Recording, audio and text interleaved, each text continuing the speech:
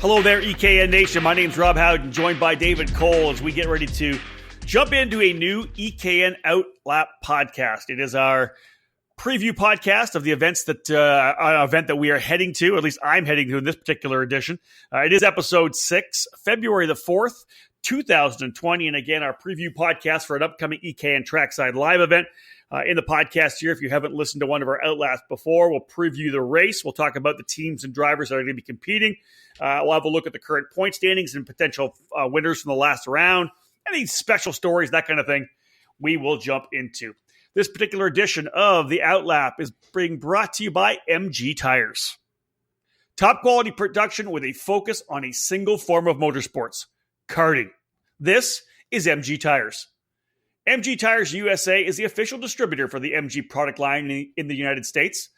MG Tires are used as the official spec tire in the United States Pro Kart Series, Route 66 Sprint Series, and the Sunshine State Karting Challenge, along with many other programs and countless clubs across the country. Check out mgtiresusa.com to learn more about the new 2020 homologation compounds. MG Tires, for the drivers. All right, David Cole, you will be mired back home again in the cold Grand Rapids winter. And I'm going to be heading down this coming weekend, February 7th, 8th, and 9th. The second weekend, rounds 3 and 4 of the 2020 Superkarts USA Winter Series at AMR Homestead Miami Motorplex, presented by said MG Tires. Yeah, Florida sun, which might not be there. Don't even start. Yeah, I'll get to that later. But yeah, wrapping up the Superkarts USA Winter Series down in Florida, rounds 3 and 4 of the 4-round championship. Again, one drop counting. So drivers are trying to put together their 3 best results, if not 4, in order to try and claim the Winter Series championship and start the new decade off on the right foot. Indeed. And yeah, we'll get to the weather a little bit. It's not exactly perfect, but let's talk about the race itself. And interesting that when SCUSA went down to Florida, launching the Winter Series a couple of years ago, really the place that they were able to get into, more of an IAME-friendly venue, let's put it that way, was down in Homestead. So instead of going to different tracks, they do different directions. So we went clockwise last time when we were down in January. Back in February now, we will go in the counterclockwise direction, right? No, we did counter. Now we're going clockwise. Let me get that right. Still 12 turns. Plays very differently because a lot of the corners really kind of shake things up. The inner loop is so much different coming in the other direction. A tight move into a quick hairpin early. It's not that big run down to turn 4. A really solid racetrack. 12 turns, 0.7 of a mile. Opposite direction than we did in January. And as I said, and David, it'll be interesting because one of the things we looked at was track limits because, of course, it's not a regular racetrack with grass or whatever it may be on the outside of the racetrack. It's really it's a parking lot, so you can go well off the racetrack and still be on pavement. SCUSA put in some, I guess we'll call them rumble strips or whatever they wanted to call them, coming out of turn 1 and 2. That's now the final corner, turn 11 and 12. Everywhere where you roll off the racetrack, where you're really going, not everywhere, let's say 75% of where you're coming off track, you were probably not coming off in the first time we went there in January. So it'll be interesting to see how the track plays out again. And I'll quickly, when I get there and get on the PA, we'll start identifying some of the places where track limits could be an issue. Yeah, it's almost like you've gone down under because you're making all mostly right-hand corners instead of left-hand corners. So it's gone from like a NASCAR style because there's a majority of the corners are left, and especially the fast corners are left. Now all the fast corners are going to be right. And as you said, I think the interesting part, and that's the one thing I've never been there, is that inner loop there, diving into there and then trying to make the hard left-hander to go up to the west or the east end of the facility for that other 180 turn down there. And again, as you said, turn 11 is now turn 2, and that's almost probably the quickest part of the racetrack now because you have the long front stretch, a 90-degree corner, and then down to the turn 2 90-degree corner. So it changes all different elements of the facility. And as you said, track limits, especially there, what's typically turns 1 and 2, which will be turns 11 and 12, that's where we're going to see the track limits and the speed bumps be put into play. I'll comment first on you're talking about it kind of like being a NASCAR track a little bit. 6 of the 12 corners are all linked going in one direction, right? So when you're going clockwise or counterclockwise, as we did in January, it's turns 9, 10, 11, 12, 1, and 2 are all essentially 90-degree left-hand corners. Of course, coming back the other way, we go in the other direction, it will be all right-hand corners. So they'll come out of that hairpin, as you talked about, short chute coming out of what it was 4, which now will end up being 9, right? Yeah, 9. Back to 10's the left-hander, the 90-degree left-hander, and then into the double rights. And that's where it's turn 1 and 2 one way, 11 and 12 the other way. The rumbles worked, I think, last time. I didn't go down and get a really good look at it, but for the most part, I think most drivers weren't getting over those strips that were put down. So it does keep guys from going way wide, and that was the issue last year, David, in 11 and 12. It was just they would come out of that corner with just one big continuous arc. Essentially, you were back on the throttle and just drove it all the way. Probably you were on the throttle for the whole time out of turn number 10 all the way through 11 and 12 down to 1. So yeah, essentially the last month, it wasn't going to be a bit of an issue through turns 1 and 2 then. Mm-hmm. But as you said, now it'll be an issue because guys will be coming down, making a left-hand turn, and then trying to go the double rights as quick as they can. And basically what they were doing is they were just jumping the curb over and then jumping the next curb back to get onto the front stretch. So that way there was less turn input, less getting off the gas, if any getting off the gas at all. So it was all about finding, again, like we see with all these tracks that don't have grass surrounding the edge of the racetrack, they're gonna go that extra limit and use it to their advantage, and that's what was done. And especially Cal Speed, we talked about that all last year at Challenge of the Americas, and we talked about it at the Superkarts USA Pro Tour Winter Nationals. It was all about track limits. There were so many penalties, especially in the Superkarts USA race during the wet weathers, and guys cutting the track or using like the 20 foot off the exit just so they could diamond the corner better type mentality. So yeah, drivers are gonna find that it's not just NASCAR mechanics or crew chiefs that go the extra inch or millimeter. Drivers will do that too. Well, Dave, the bottom line is if you give it to them, they're going to take it, right? So that's the key. You got to be able to. You have to have some limits in place.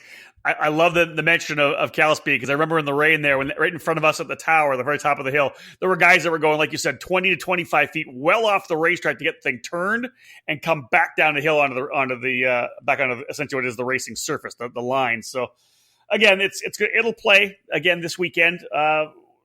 Unofficial practice Wednesday and Thursday. So that's going to give the SCUSA staff, Joe Janowski and his crew, a really good look at maybe what they want to do in terms of potentially adding any kind of more rumble strips, whether they're going to actually put some cameras up in certain places and say, hey, this is where we're going to lay some track limits down. So Wednesday and Thursday, unofficial practice. Friday, of course, the official practice session, 5 sessions in total. They'll have a hot pit for the final session, I believe. We'll see if they end up doing that again, or if they do that or not. I don't think. Oh, sorry. That was left in from last script. Okay, that's fine. We will be live on the EKN Radio Network on the last session. So the 5th session of the day on Friday, we'll crank things up on the EKN Radio Network, making sure our system works well, make sure everything's dialed in. So we'll do that on Friday afternoon. And, of course, rounds 3 and rounds 4 of this year's Winter Series, qualifying, pre-final, and final, Saturday and Sunday, rounds 3 and rounds 4. Now, David, I'm going to grab my phone right now because I haven't looked in a little while, but somebody used the R word. I have it in front of me. I know. Somebody used the R word that I didn't like. Now, the good part is it's Friday that has the majority of the R word. All right. By that, 80%. Yeah. And then it's Saturday is a 40% chance of the R word. So that's the day that's really going to be an issue, because you don't know if it's going to be that on-off it's Florida, right? mentality. Yeah, again, it says PM showers. But again, it could be the on-off type scenario, especially with what happens on Friday, because you don't know if it's going to blow through on Friday. So it's going to be there Saturday, and then what if it doesn't blow through at all and it comes on Sunday? I just I don't want to damper your wonderful trip to Florida, but it is what the weather tells me. Well, David, let me tell you this. Here's the one thing. I get to the racetrack. The minute I start qualifying, I don't leave the booth, because there's no break in Superkarts USA. They have enough classes there that we go all the way through. So it's essentially 8:45 in the morning until like 5:45 in the afternoon. I think, well, the more for us is like, what do we do for the podiums if it's pouring rain? But again, Florida, like you said, can be up and down. I'll tell you this, though, when it comes to a championship, I don't mind at least one rain race, because I think the ability to be good in the rain is it's part of being a championship driver, a champion winning driver, if you can be good in the rain. So if we do get some wet weather, I'm looking forward to see who jumps to the forefront. I think that I'll definitely take some notes. It's nothing like we don't, Dave. We talk about who's good in the rain.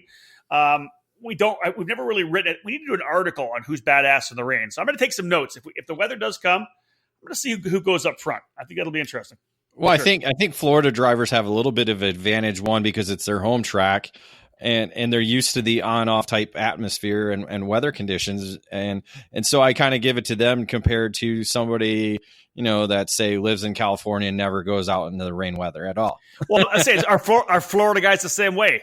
Are they fair weather karters? Oh, it's raining. I'm sure I'll wait for 4 hours. I'll wait till tomorrow. I'll come back out. I'm sure there's a handful of those guys out there, if not more. So I have no doubt about that, because again, you got to clean the kart. You got to, put the work into a practice kart. It's like, why bother? But the true drivers we know will always be on the racetrack when it's wet. That is it. Folks, this is the sixth episode of our EKN OutLap, our preview podcast where David and I preview an upcoming EKN Trackside Live event. Of course, our EKN Trackside Live program this year, once again, presented by the good folks at Cooper Tires. February 4th, we're recording this. It's Tuesday, the race coming up. Of course, unofficial practice starting tomorrow on Wednesday and Thursday, and then, of course, official on Friday. Stay with us, folks. After this break, we're going to look at the numbers, because a bit of a drop for the first round to the second round, which is normally what you see. But we'll break down the numbers. We'll tell you how many karts we have and this is pre-entry, of course, none of the walk-ups, pre-entry before we head down to Florida. Stay with us. More to come here on the EKN Radio Network. The Briggs & Stratton 206 engine is where out-of-the-box ease and outstanding consistency meet to create legendary races. Briggs & Stratton's history in motorsports dates back to when the first engines came off the assembly line in the early 1900s. Their focus on the grassroots level continues to help build generations of racers. Since 2008, the Briggs & Stratton 206 has gained a following that has the engine powering the largest fields in North American karting today. From the club level and track programs to traveling regional series and national events, Briggs & Stratton competition provides the most exciting racing in the sport. Engineered and hand-built exclusively for racing, every Briggs 206 engine is power tested and serialized before it goes in the box. Karters can take that engine straight from the box to their kart and be on the podium at the end of the race day. To learn more about the 206 engine and to find a North American dealer near you, head to briggsracing.com. Briggs & Stratton Racing. What powers you? Every winter, young drivers take the leap up to the next class. Whether it's micro to mini, mini to junior, or the big jump from junior into the senior ranks, it's tougher competition. If your son or daughter are moving up a class in 2020, give them exactly what they need to be ready. Professional coaching from the most respected teacher in the sport. With over 30 years of karting experience, Alan Rudolph and his staff at the Alan Rudolph Racing Academy specialize in training young racers and accelerating their skills so that they're ready for the next challenge. Don't just invest in equipment, invest in your driver. Bring them to the Alan Rudolph Racing Academy at Speed Sports Racing Park in Houston and invest in their skill development.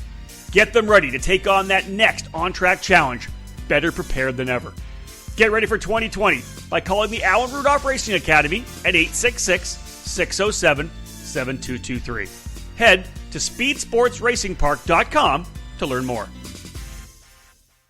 Welcome back to the EKN Radio Network. My name's Rob Howden, joined by David Cole. This is the EKN OutLap, our preview podcast, presented today, rather not this weekend, today, by MG Tires. David, let's have a look at the numbers. In total, 240 at the first round at AMR Homestead Miami Motorplex. A solid turnout for the first one. 240 drivers getting out of the cold, getting down there to race. Right now, a drop down to 192. As a pre-entry, pretty easy to think that they'd get 10 walk-ups to potentially get over the 200 mark. You know what? Kind of a drop that we would normally see in a championship battle, especially those who may have went down for one race, just kind of shaking things out. There's other races coming up. You know, we're a month away from the SCUSA Winter Nationals, the opening round of the Pro Tour. really not that bad of a drop in terms of what we normally see over the 10 years that we've seen Winter Series down in Florida. No, if you take away the loss in X30 Junior and X30 Senior, where we already had numbers above the minimum or maximum amount of karts allowed on the racetrack. Yeah, that's true.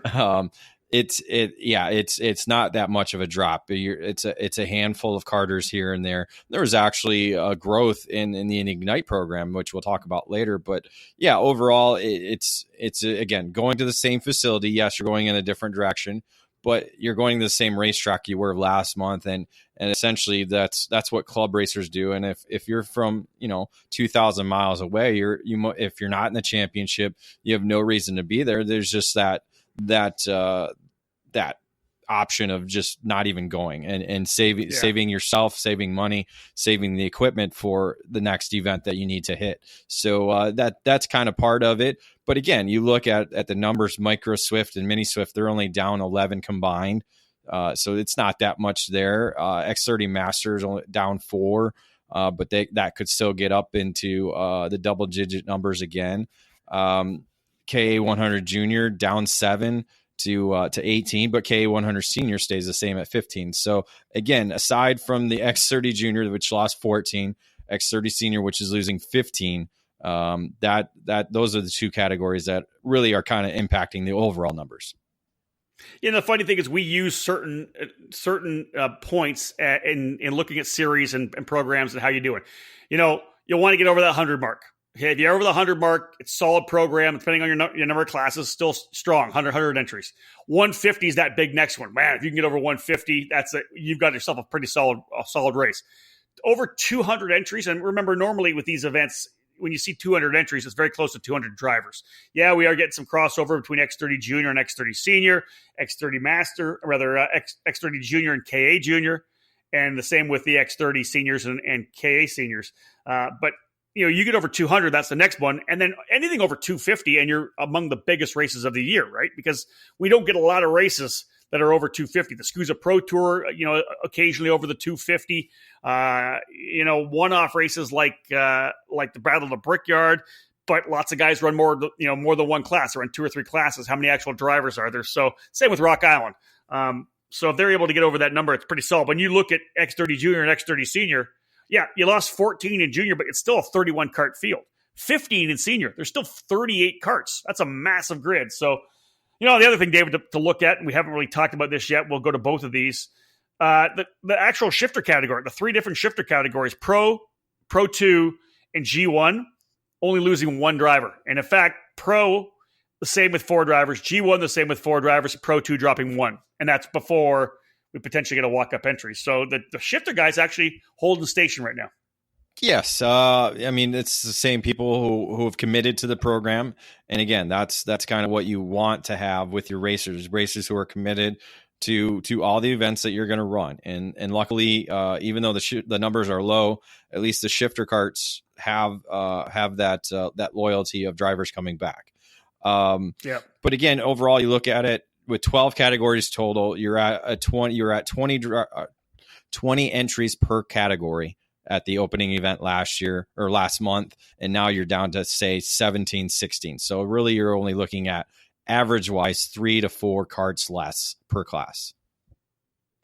Yep, you're right. The Ignite Margay Ignite program obviously has been a really positive addition to the Winter Series. Of course, based in St. Louis, Missouri. They've been expanding. There's a lot of different Margay Ignite Challenge series going around. We obviously heard the news that Whiteland Raceway Park was bringing Ignite.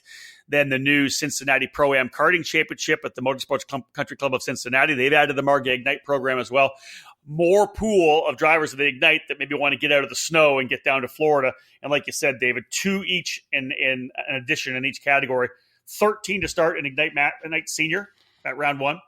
15 for this particular weekend, 16 drivers in Ignite Master, and 18 in total. And when we get to the category, we'll talk about it because there's still some top drivers. We've just got different top drivers running in the senior class this time around.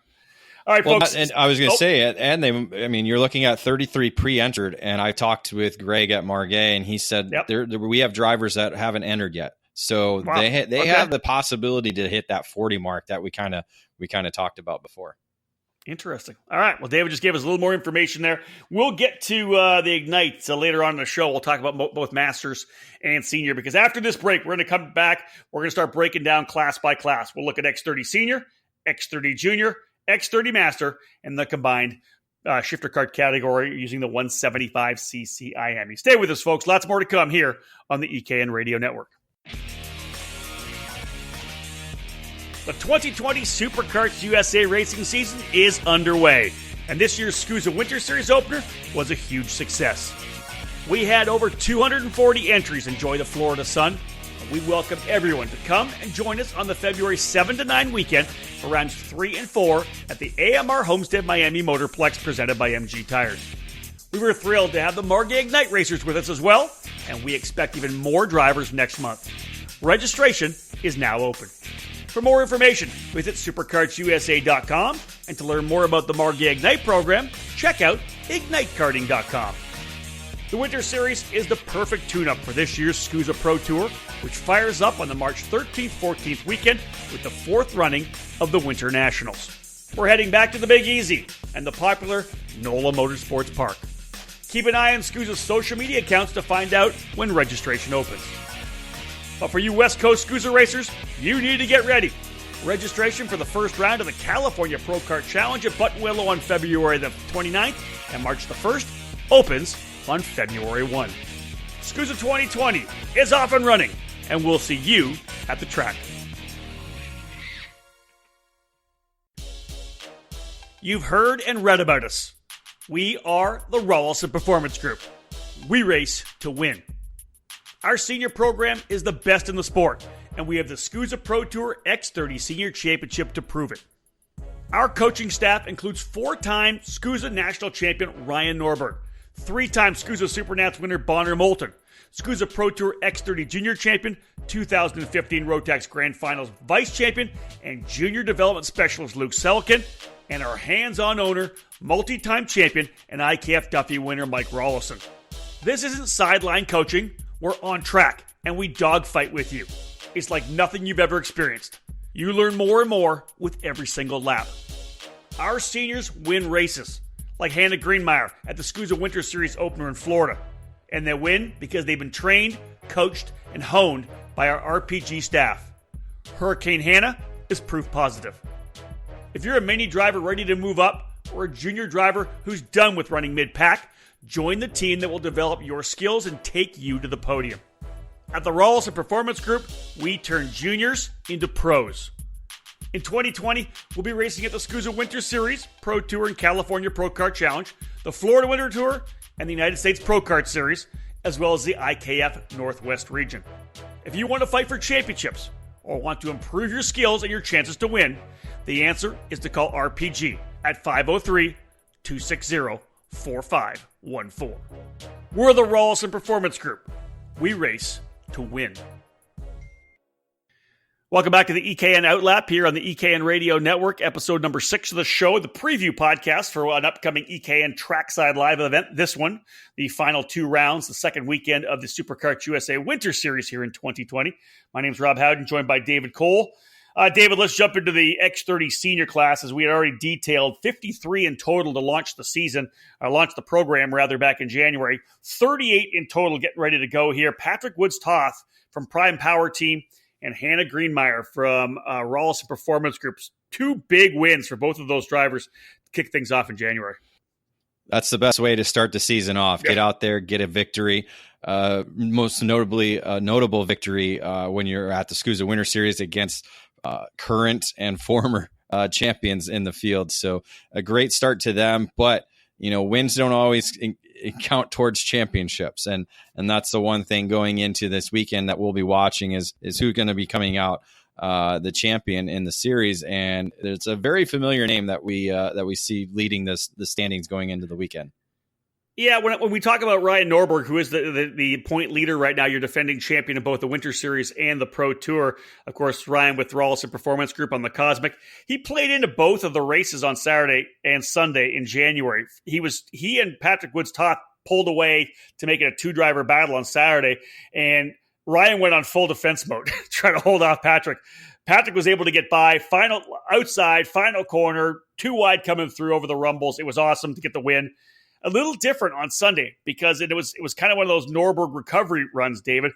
Greenmeyer, Hannah was able to get herself out front and eventually grabbed a hold of it and scored a dominant win. But it was Ryan, after a pushback bumper penalty, I believe, had to fight his way back forward and was able to get back to second as well. So he's the point leader by 27 markers over Thomas Naveau, who's in second for PSL karting on the Burrell. No.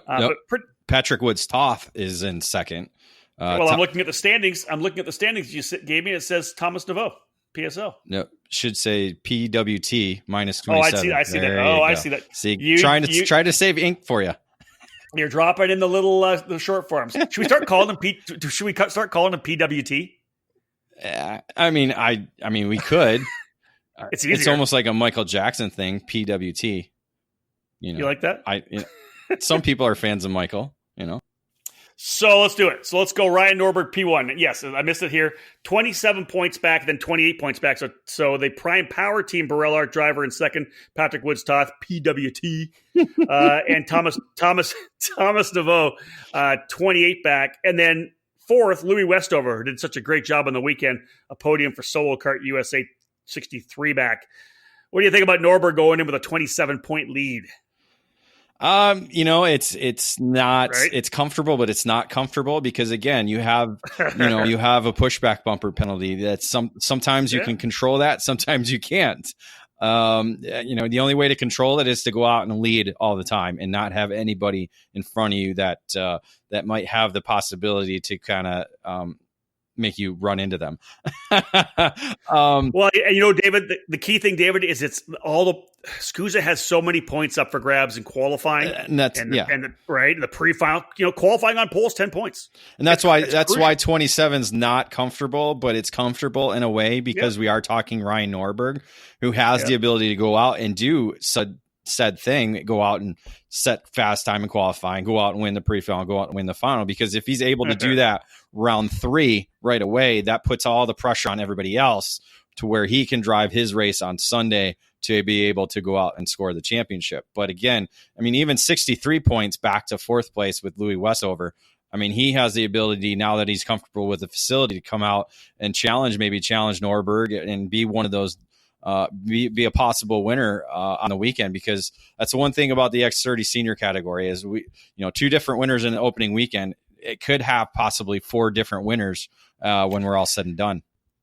Well, that's the thing right there, because you look at David. We mentioned 4 drivers in the top 4, right? Norberg, Woods-Toth, Naveau, and Westover, right? And only one of them has won. So we've got 2 winners already in Patrick Woods-Toth and Hannah Greenmeyer. 3 of the drivers in the top 4 have not yet scored victories. And then you now throw in 2 things. You throw in a couple of drivers coming in to play, which I think will be interesting. We'll bring their names up in a couple of seconds. And then you also talk about the fact that if we do get rain, who steps up, right? So Zachary Clayman DeMello, Super Nationals winner. It will be back again, right? For REM. He for Racing Edge Motorsports. He got the penalty. He actually got excluded from race number 2 for I think doing like a little brake check on the last lap, and that was something that Joe Janowski was watching for. Clayman DeMello is going to try to come back and get a fight here for sure. Other drivers I think you got to watch out. What about Brandon Lemke? Because Brandon's unbelievably good in the wet. If we get some rain, Lemke could come to the forefront as well in the Merlin. Yeah, Lemke's one that's good in the rain. Jacob Gulick is another driver that's good in the rain. Yeah. So the rain's going to throw things out. How well are some of these rookies going to be able to do it? Because we don't know what kind of racer Patrick Woods-Toth is in the rain. We don't see him all the time. We saw him last year at the Winter Series. Didn't really see him too much at all, I believe, at the Pro Tour. So who's going to step up and be able to battle both not only the competition, but the changing weather conditions that might come at him? Well, and I hate to profile Louis Westover, but he's from England. And they get a little bit of rain there. They race in the rain. It's okay to profile somebody a rain racer. You okay with that? Yes. Okay. All right. It's going to be a good weekend. We'll see who steps up, because again, as I did my notes and going down through, I just highlighted a bunch of guys: Alex Bertignoli, Zachary Clayman DeMello, Arias Dukmejian, Hannah Greenmeyer, Jacob Gulick, Luke Lang, Brandon Lemke, Ryan McDermott's coming back this weekend to run as well. Luca Mars, Robert McGinnis, the Indy Lights race winner from last year, will be back in Indy Lights this year. Sebastian Montoya just confirmed that he'll be in F4 this year. Bryson Morris will look really good as well. Naveau, Norberg, Brandon Tyner, rookie driver last year, or this year was a top driver in junior last year. Santiago Tracini. Dude, this field is stacked for sure. This is going to be some great racing when we get down there. No other thoughts? No, I mean, again, we can't really profile it any better than what we did. It's going to be what weather conditions we're going to get. I mean, that's what I think is going to boil down to. I agree. I don't disagree. Like the weather's going to play a big factor for sure. Okay, let's jump into the X30 junior class. 31 pre-entries coming in, and really, David, it's your last note in here. It's can anybody stop Kimi? Andre Kimi Antonelli, running with Kart Sport North America on the Kart Republic, doubled up in January, essentially swept the weekend because he won all 4 races. Also coming off an 18th finish in his OK Senior debut in the WSK Supermasters category. Daily Karting Raceway, a good run for him there, jumping up only 14 years of age to run in the Senior OK class. I don't know, David. He looked so comfortable.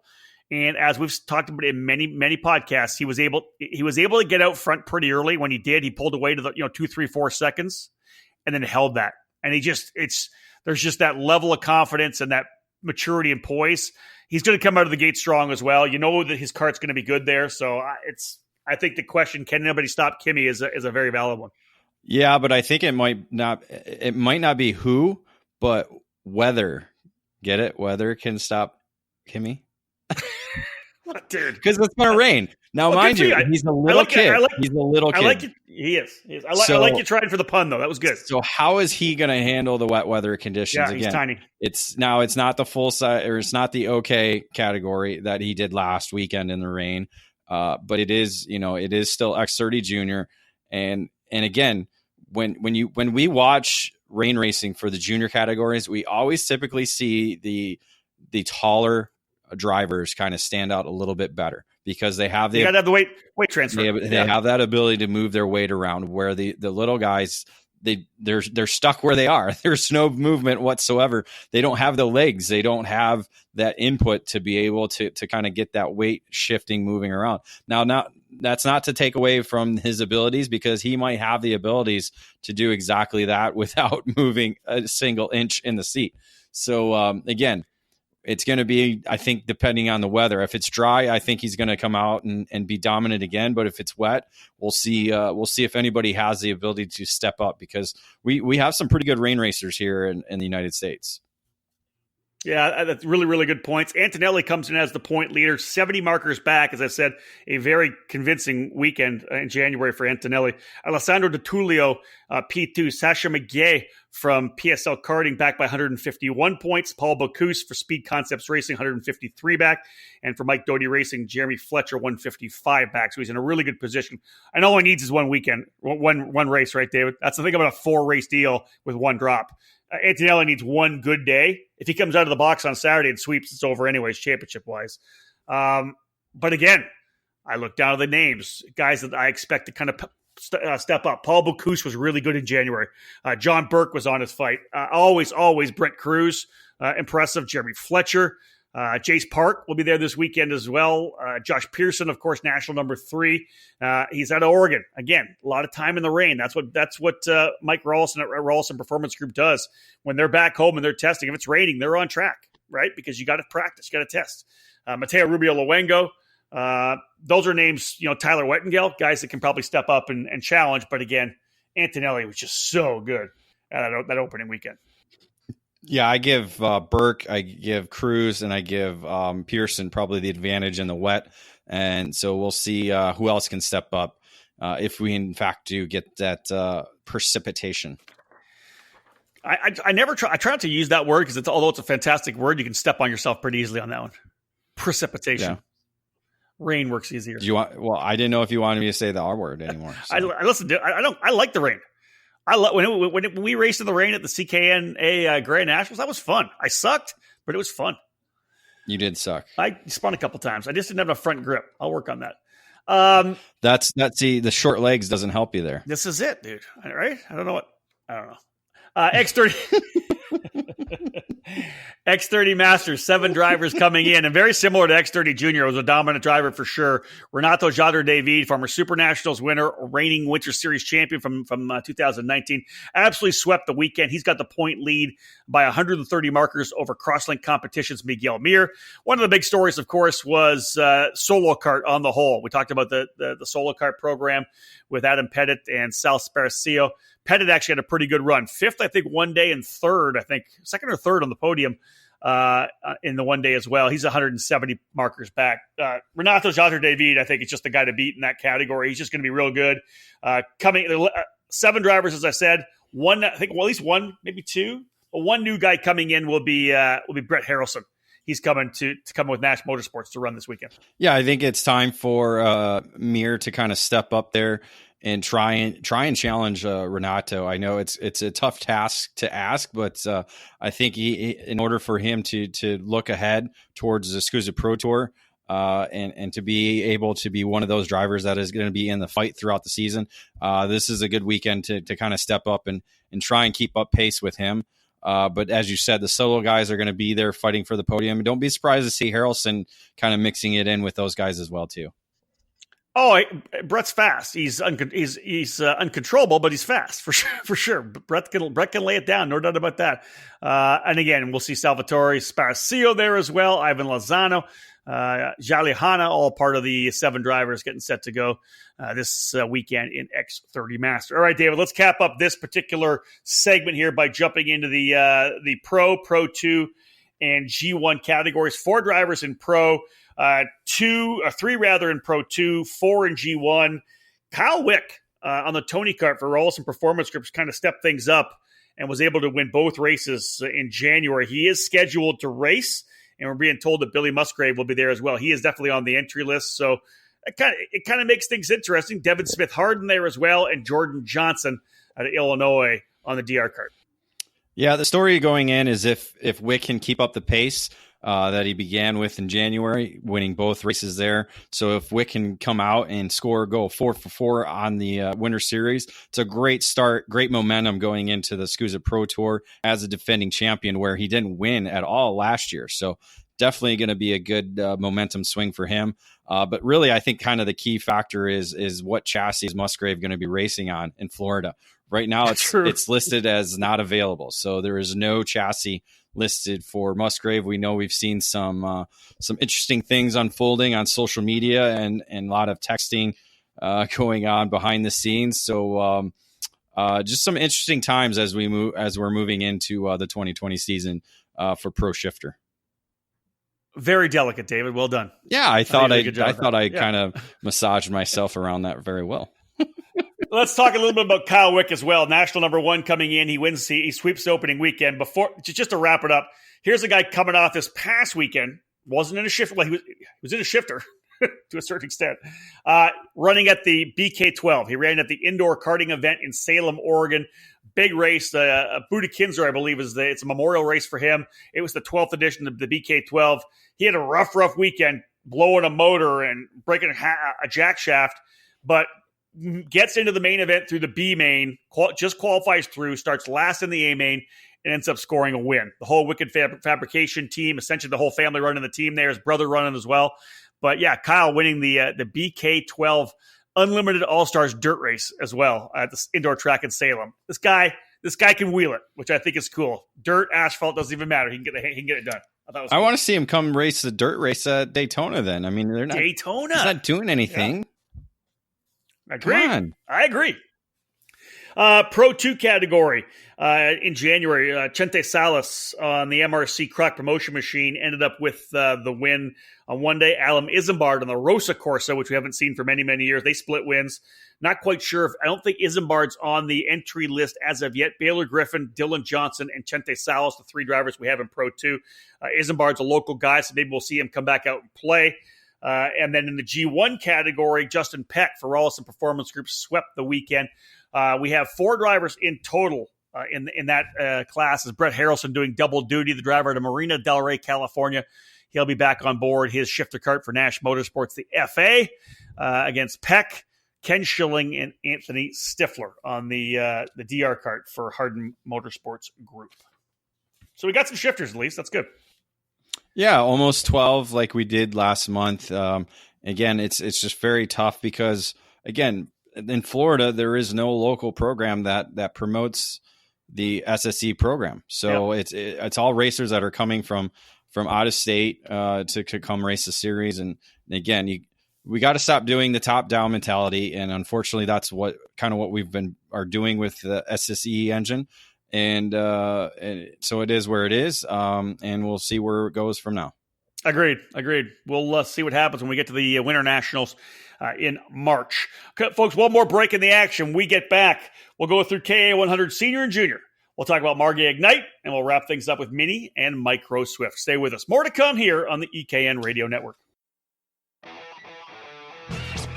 As a world leader in personal racing safety products with a sales and service staff and dealer network unmatched in motorsports, Simpson Performance Products is now the official North American distributor for Stilo helmets. In addition to their wildly popular auto racing helmets, Stilo is extremely excited to have made their move into the karting community with a pair of stellar options. Stilo has two helmets designed and manufactured specifically for karting: the Stilo ST5 CMR 2016 for kids and the Stilo ST5 Kart Snell K 2015 adult karting helmet. The company's karting helmets are directly derived from Stilo's auto racing helmets that are so popular at the top levels of racing. Drivers rave about the superior comfort levels, as well as Stilo's lightweight construction and unparalleled field of vision, a crucial attribute for karting. For more information on Stilo, check them out at simpsonperformanceproducts.com/Stilo or by following them on social media at Stilo USA.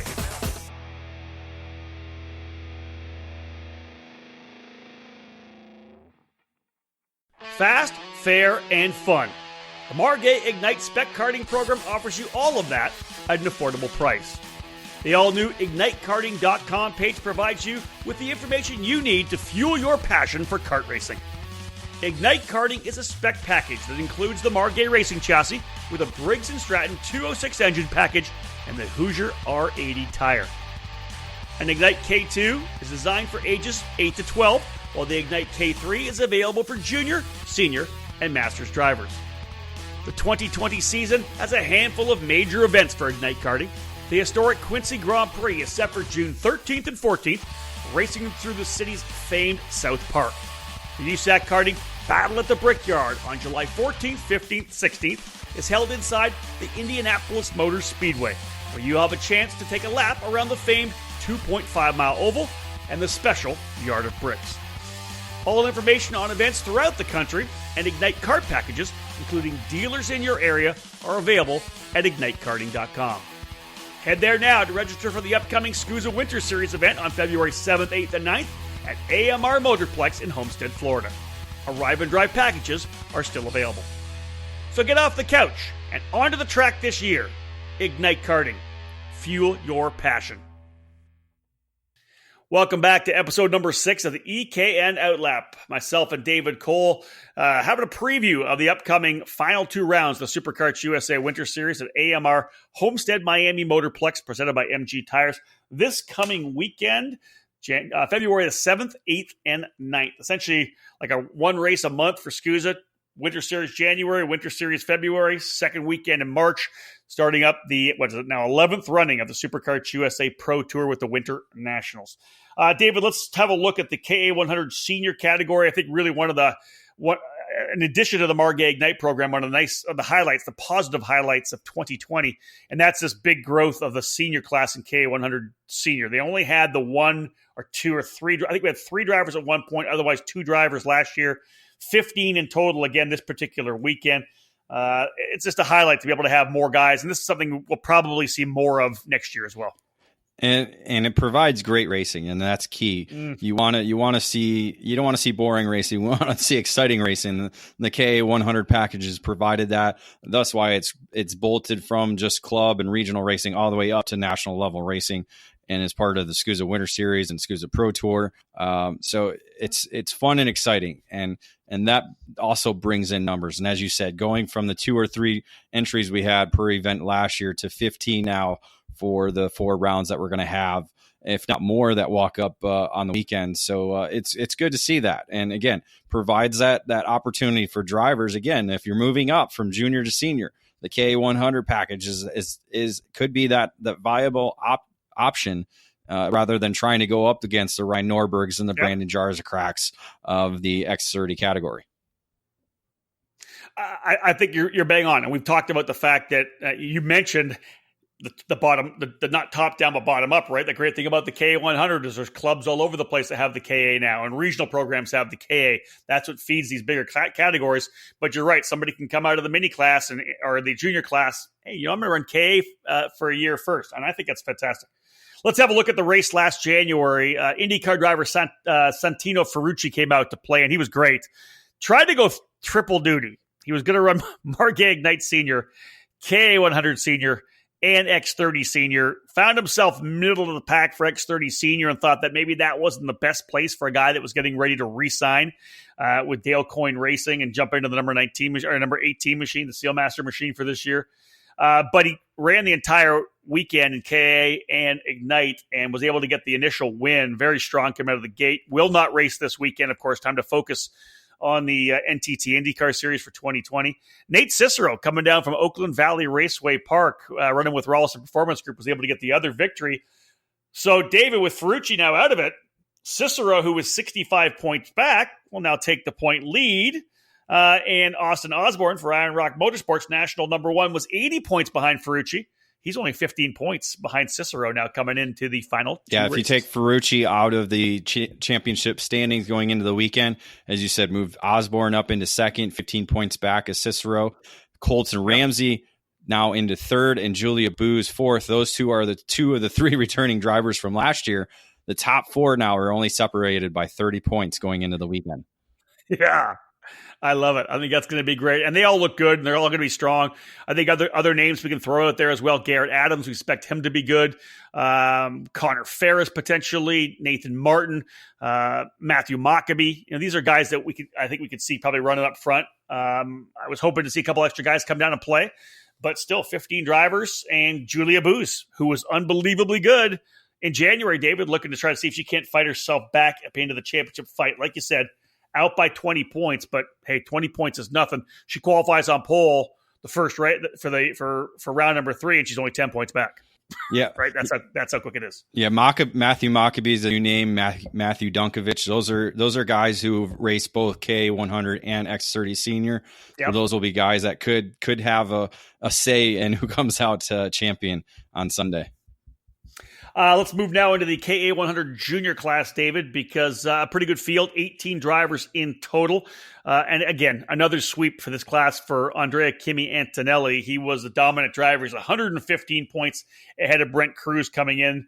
And Christian Miles back by another 35 points as they they're all Kart Sport North America drivers on Kart Republics. Impressive. They swept one of the podiums and they end up 1, 2, 3. Again, you got to expect them to look pretty much the same when we get there this weekend. Yeah, again, it depends on weather. We talked about Cruz. He's a good rain racer, so he'll be able to step in. And Miles is another good rain racer, but again, he's moved up from the cadet to junior. So this could be potentially his first junior weekend in the rain.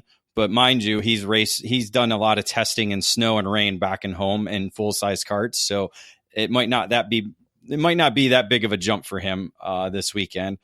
So yeah, I expect possibly another sweep for Kart Sport in this category on the weekend.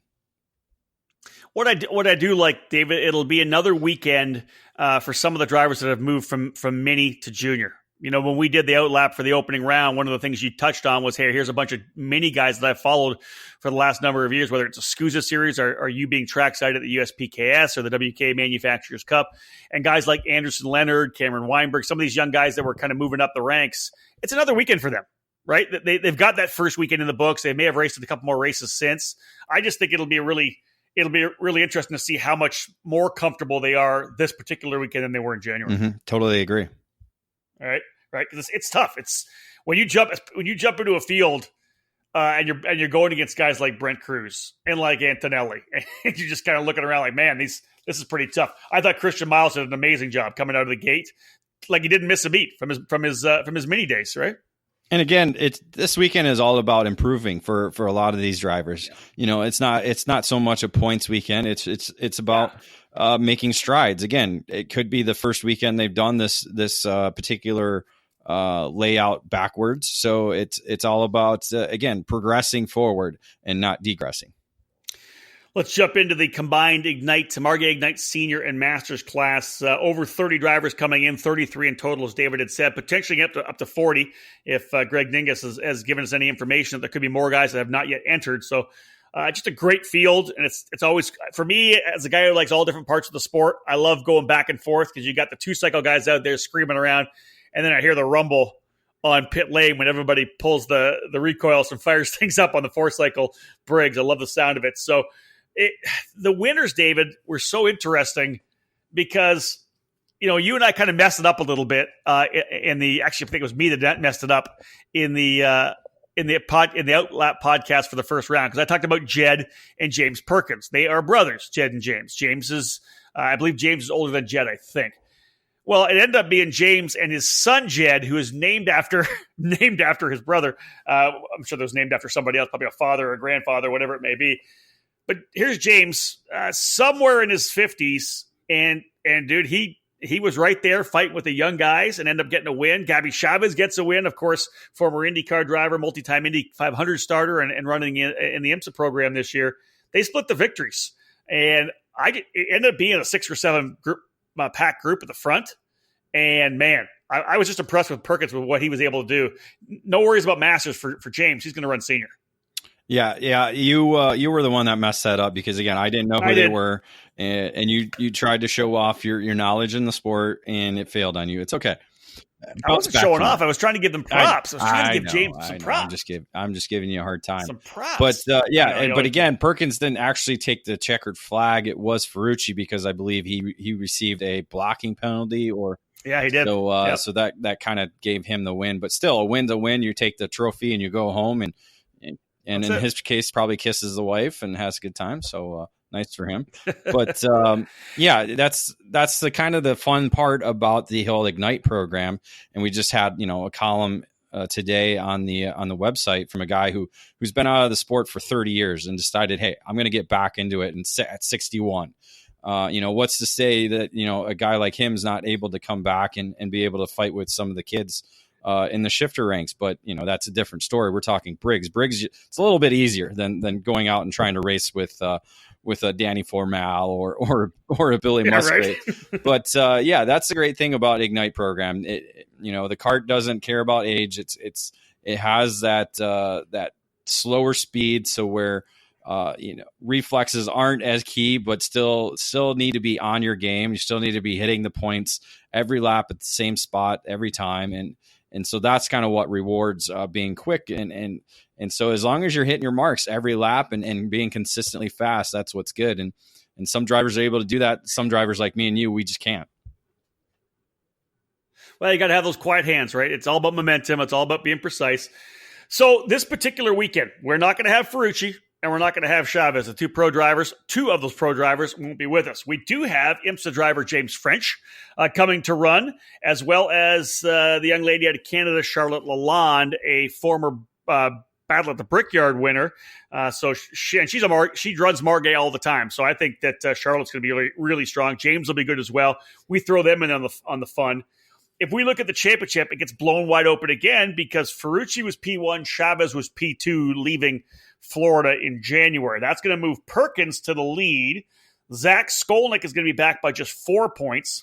You go 14 points back to Alexander Searle, 16 points back to Evan Stammer, and then what is it? My math isn't working for me here. 18 back. 17? Yes. 17 back to Jed Perkins. 17 back to Jed Perkins. And then you throw French and Lalonde in. But those are the drivers that were there last race. Chavez and Ferrucci were great. But Perkins, Skolnick, Searle, Stammer, all in the fights. Who am I missing was actually in there as well. I feel like I'm missing one of the drivers who was in the fight there too up front. Top of my head, I can't tell you. Here's one that's coming back or coming to play, which I think is cool. If you've seen any of the videos that Margay is putting out, Bobby Krug is the guy that's doing those videos. Well, he's actually racing this weekend. So we might not get as much. We'll still get the shots from Mark Schwiegen, but we may not get as much video because Bobby's going to be putting the helmet on this race, which is good. I love it. Yeah, that'll limit the amount of footage they'll get because instead of having 3 people on the cameras, they'll only have 2 with Mark and Greg.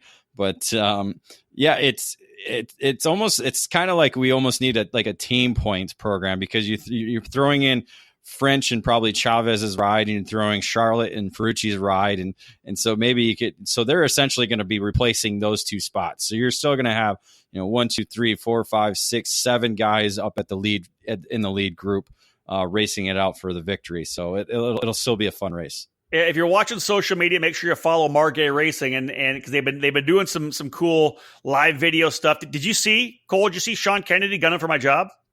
And really not gunning for my job because he's going TV. He's skipping over IndyCar radio. He's going more Michael Waltrip style, I think. If he ran a little, maybe if he ran a little bit, it would be more of a Michael Waltrip type. We got to get him a stupid hat with a GoPro on it. Let him run around with that. Well, there you go. Right? No, he did a great job. Margay does a fantastic job. A lot of great interviews. They were able to talk to a lot of guys while they're on the grid. So make sure, if you're a race fan, you're kind of following us a little bit, of course, on the EKN Radio Network. Make sure you have a look at Margay's Facebook page as well. I think they were doing it on Facebook. It was pretty cool, for sure. But again, this battle in this class, you know what it's going to be. It's going to be 5, 6, 7 karts in the lead group, and they'll work together. Then they'll start battling, and then we'll see what ends up happening when it's all said and done. Now, we didn't see that, David, in the Ignite Masters class. 18 pre-entry in total. Coming in, I'm throwing out names like Nick Todenhop, Pistol Pete Vedder. These guys are going to be super fast. But the local guys got the job done, for sure. Dan Breitenstein and Franco Sapulo were the 2 drivers who were super good. Dan just absolutely smoked everybody in the opening weekend. He was the guy to beat for sure. He had about a half a second or more lead on Franco Sapulo on Sunday, and was able to work some lap traffic because they kind of worked the karts together, and he was able to get through some lap traffic. I think they got through a couple of the other slower senior karts, and I thought for sure that Breitenstein had it because he was able to gap enough near the end. But Sapulo kept coming, and I talked to Dan later. Actually, we messaged on Facebook Messenger, and he said that he got too safe. He was running safer, kind of getting off a little bit, and Franco was able to actually get him on the final lap in turn number 9, coming out of the inner loop part of the racetrack. There was contact, but Dan's like, we were running for the race win. Yeah, there was contact, but it was no big deal. So Sapulo actually ended up getting the victory, which is pretty impressive for him. But Breitenstein was just super fast, man. He's going to be hard to beat this weekend as well. That guy's good. Yeah, and so you just never know until the checker flag wins. But Tim, don't stop. But looking at the points, you got Breitenstein, as you said, leading the championship, 100 points ahead of Tim Hannon, who still had a pretty good weekend as well. He scored, I believe, the runner-up finish on there it goes. Yeah, runner-up finish on Saturday, and then ran 3rd on Sunday. So he's there in the points hunt. If Dan messes up, he'll be there to attack. Vetter's there in 4th behind. Saputo. Yeah. Sorry, I was trying to find my place again. 150 points between the top four drivers. So anything can happen because the Masters field has actually grown going into this weekend. Brandon Moore ran senior last month, moving back over to Master, and he was right outside that lead group. So he'll have the pace to be able to run with these fast Master drivers as we've seen him do all through last year. So we'll see if any of the other new drivers, Phil Pignataro, a new driver, and Chris Rock now is going to race instead of wrenching for Ferrucci. So he's going to be a quick driver in Master. Rod Scharf is another one that can still has that speed, and then you never know what Vetter's going to do. So a lot of fast names that are going to be in this Master field. You brought up all the guys that I had highlighted because there's a bunch of new names like Pignataro and Rock that I think will be really impressive for sure. To see Brandon Moore in there as well, the Gateway Carplex Masters champion coming in too. So this is we threw some more players into the Masters game. Breitenstein was the man to beat, but there's some guys with some speed. This should be pretty fun to watch. Two more categories before we wrap up this edition of the EKN OutLap as David and I preview the upcoming Superkarts USA Winter Series finale, the doubleheader in Homestead this coming weekend, February 7th, 8th, and 9th. David, 24 entries in the Mini Swift class. Max Garcia, the local driver for Kart Sport North America on the Kart Republic, getting the opening race win. Sebastian Weldon getting a win as well. Great job for Sebastian, both he and his brother stepping up for victories in January. Let's have a look at the standings, though, because Max Garcia, who was a Micro Swift champion, I believe, at the Winter Series, and then ended up going to win the Micro Swift Pro Tour Championship. He leads it here in Mini Swift to start off the 2020 season. Yeah, he has a 20-point advantage ahead of, trying to find him spot again, Austin Jers. On the Franklin Kart Merlin machine. Weldon sitting there in third, 35 points back, with Helio Meza in 124 points back. So really the top three kind of have a good position going into the weekend. But again, anything can happen in the Mini Swift category, as we know. And again, weather could play a big factor in who we see up front on the weekend. We'll talk a little bit about Austin Jers, because again about these like the mini and the micro classes, the way these drivers are kind of every time they're coming to a racetrack, they're learning more and more. And talking to Austin's dad, Todd, and Austin after the race, I think was it Saturday? I'm not sure if it was Saturday or Sunday. He just talked about how much of a learning curve this particular event was to come to this big race, come to these races down here, and that they know that it's all going to sink into his head, and he's going to come back and have a little more comfort and a little more confidence. So only 25 points first and second, 35. So top three drivers with Weldon in third within 35 points. And as we said, David, it can all change when we're talking about qualifying on the pole and winning a pre-final. You do that and you're 10 points, 50 points. Like you can be in really good shape if you come out of the gate strong. Speaking of Weldon's, 15 pre-entries in the Micro Swift class to cap off this class-by-class preview. Oliver Weldon scoring a win. Kai Johnson getting a victory as well. They split the wins in January. Johnson's going to have the point lead, but it's a very tight deal up top, David. Oliver Weldon back by just 15 points with 2 rounds still to go. Yeah, but don't count out Jack Iliff, who's sitting in third, 127 points back, the 2019 SCUSA Pro Tour champion, and James Moss, also from Texas. So the 2 Iron Rock Motorsports drivers sitting there third and fourth. So could be maybe February is their month to step up and maybe each score a victory, which could completely change the complexion of the points championship. And the thing, David, because there's one drop and there's still 2 races to go, we say that Jack Iliff is 127 points out and James Moss is 167 points out.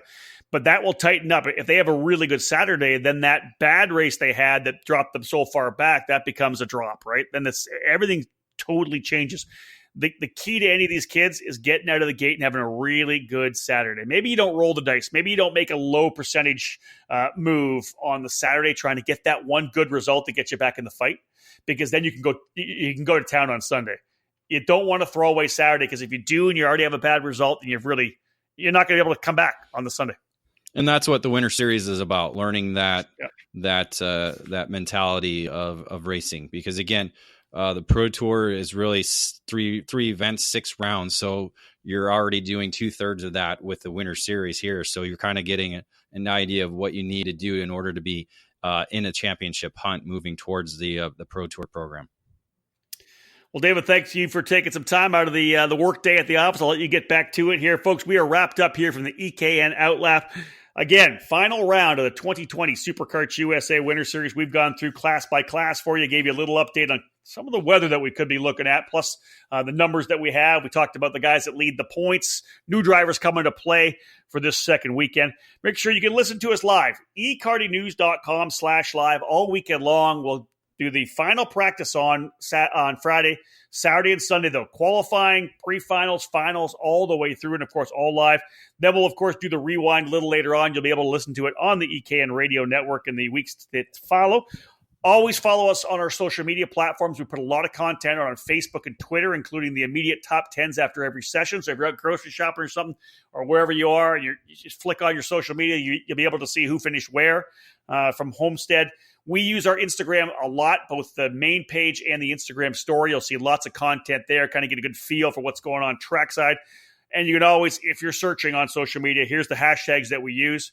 Hashtag EKN at SCUSA, hashtag SCUSA 2020 and hashtag SCUSA Winter Series. And you'll always see, if we can fit it in there, hashtag Team Cooper Tire, because they are the presenting sponsor of the 2020 EKN Trackside Live Tour. David Cole, any final anything to add? Really, kind of a precursor of what we're going to see in a month's time, right? Everybody's got a chance to kind of shake out the cobwebs. Big weekend here right now, because you want to do well in the second round of the Winter Series to set up for the Pro Tour launch, the opening round, the Winter Nationals at NOLA Motorsports Park in mid-March. Momentum. That's what that's what this is going to be about. Taking competitors from Florida to NOLA, which is another really fast circuit. More corners, but still fast. Nothing really tight, and it's not narrow at all whatsoever. So track, again, people are finding the track limits at NOLA as well. So it's all about the momentum, leaving Florida and heading it west towards NOLA. Yeah, fantastic point. It's a word that we use a lot when we're talking about anybody in karting and the younger drivers moving up. Momentum and confidence. If you can get that, if you can score a victory that maybe you haven't scored yet and get one of those in Homestead, you're going to take that confidence and momentum to start the 2020 SCUSA Pro Tour. Again, folks, thanks for David Cole for taking some time out to record this edition of the OutLap. Looking forward to getting down to Florida. Probably not the sun and warmth that we had the first weekend. We may get a little bit of precipitation, as David had talked about. We're not using the R word. Hopefully it won't come, but when you look at the forecast, there's a good chance that we're going to be seeing who is good in the wet and who is not. Thank you for joining us here on the EKN Radio Network, folks. On behalf of David Cole, my name's Rob Howden. Bye for now, and we'll see you in Homestead.